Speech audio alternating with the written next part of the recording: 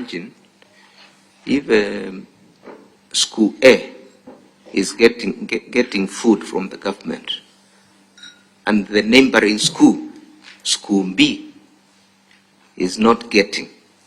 What is the social impact implication of that? The government has been undertaking the school feeding program for quite some time now, particularly in the arid and semi-arid counties, which are a total of 26. You know, the funding which you have been giving us has actually not been adequate.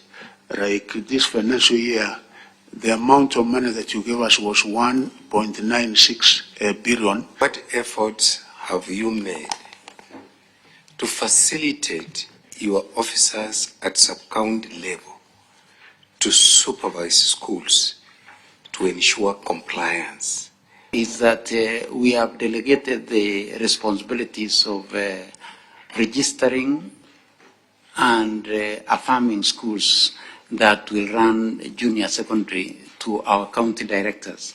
And therefore, on the affirmative action, because they are in those particular places, then we've given them latitude to be able to sort out those particular problems.